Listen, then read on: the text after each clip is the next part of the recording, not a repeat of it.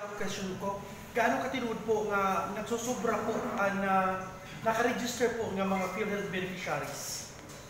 Hindi, may adala siguro 15% nga may hindi nagsasayo kay this report came out a little last week, a little a week ago lang. Nasa rin about 15% PhilHealth members may the erroneous, incomplete, inconsistent data. Now, at this point, it's very difficult to say nga di rin nga mga tinuod niya tao or nagka-duplication. Basta at least it's all coming out in the open na that PhilHealth really needs to clean up its database and probably even improve in its digital system. Pati ko ng mga patay na buhi. Yes, may nakita 4,000 na napatay nga ada lagi hapon in restrado lagi hapon. So, nakita ko kita need, nakita kita panginahanglan niya, ayusan ni PhilHealth. Diri kita nasi nga diri importante kay bama ang kwarta na waray mo idugang dito, ang kwarta na waray mahiyatan na subsidy. Gamit man lagi hapon nato na healthcare. Gamit para ang completion ng Philippine Cancer Center, gamit para ang pag-ayad dito ng pagkumpletohan ang pinakadako na dialysis center, na mega dialysis facility, ang National Kidney. Amo gihapon itong gagamiton para ang pag-aproba, pag-implementar ang bagula ang ginaprobaran niya pag-aabot ng regional specialty centers. Kada rin. Yan, magkadari-dilain pa ng mga programa panlawas. Kaya sa kawaraan na noon, timong pag-support na PhilHealth ko?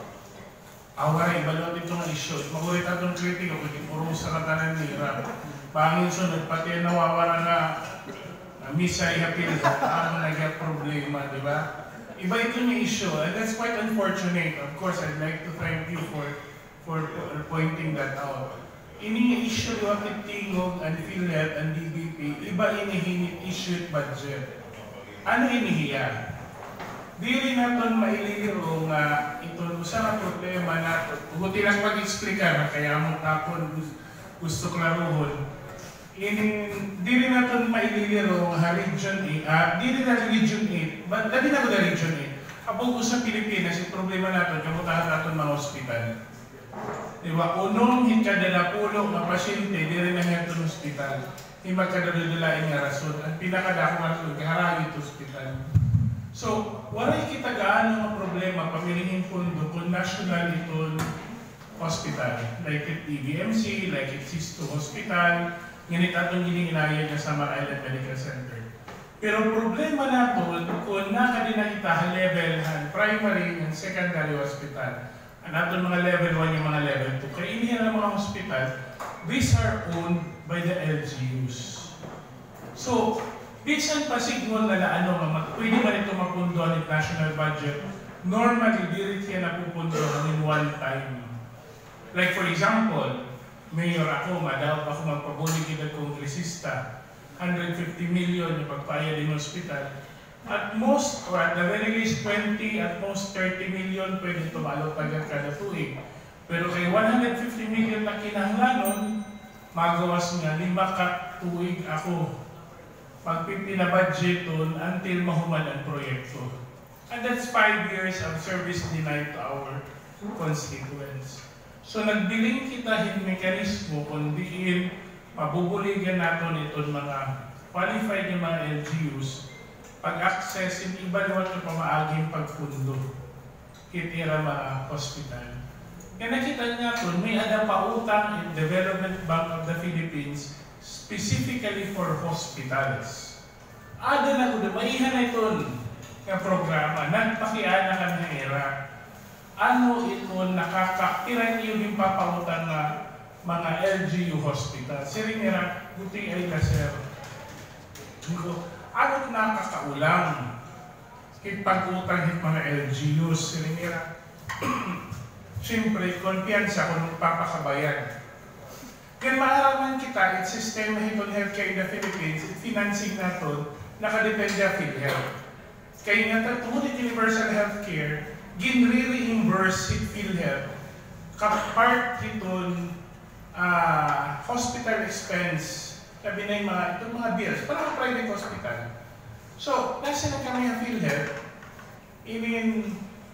pwede ba natin buligan niya, babaydan ninyo on time, ini nga mga municipal hospital. Kay pananglitan, ano sa 10-bed hospital, ano example 10-bed hospital, Dolores, may Dolores Municipal Hospital, Dolores Eastern Samar. So yung income nila ha PhilHealth, kada bulan, adalahin 3 million. Sigun tala, 3 million. So, pwede kita sumiring nga, kung himo tadudublihon tayo, expand at hospital, pagkaada na 20 kahigdaan, makasiling kita, ada na 5 million itiya income, sumatotal.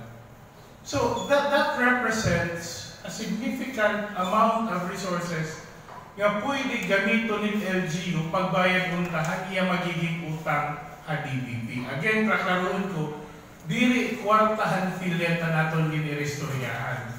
Ang aton ginirestoryahan, ang income untahan local government units from the reimbursement of PhilHealth nga gagamito nila pagbayad nila utang.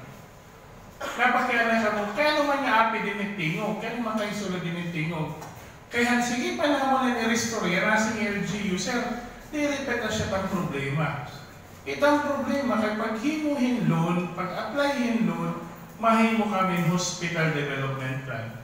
Mahimo kami operational feasibility study. Mahimo kami financial feasibility study.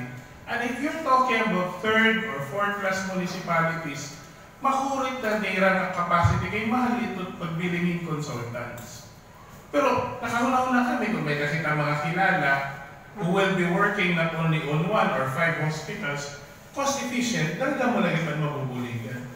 Amo nga sinunod kita ito nila. Nakita mismo kung saan kita nag-request ng MOA for 2 reasons. First is accountability. Para klaro-klaro at sabot, di ba? Although, dito po siguro niya, kung gin-recommend ng tingog, approve na dahil nanong, ira proseso ang susundon. Kung baga, kita, tugtubla kita, nga makumpleto ang ira requirements, han ira doon. Now, ang ikaduhan nato niya rason, kaya ano kita nag-request din mo, kaya ining-restore yung pangutang. Kinahanglan maklaro gihapon niya, trolley tingog, tub-tubla dida. Kay paharayon naman na po nga mag-default nila pagbayad na nila utang, tungod kay kami man ang nagbulig, bangin may magkunahuna, upudyap kami ang pagbayad. So diri ato asyaan, amito ng, diri man asyaan programa man na access. So it's quite unfortunate no kay ato na lang istorya. 2 days ago, titawagan ako ng SVP Hans, Senior Vice President ng DBP. Nasa ako, kaya ka muna back out? Sabi ko, because hinihimo natin ang itong programa to create yung tinatawag natin enabling environment para maging masayon ang pag-access ang mga LGU. Yung pamaaging pagpundot ng hospital projects. Pero tungod ng politika, tungod ng kritisismo nga inabot na yung unfair criticism, sining ko, I don't think may magagad ni LGU pag-agihin na programa, ngay raliwat at pagdududaan. So, with the political noise, this program has become an exercise in futility, at least given the circumstances.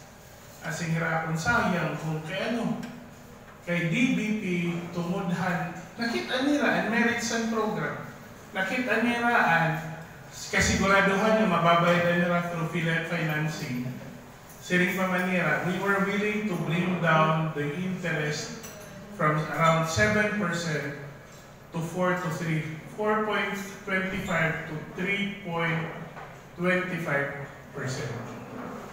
High-low interest. So, kung nakita dahon nga bulig.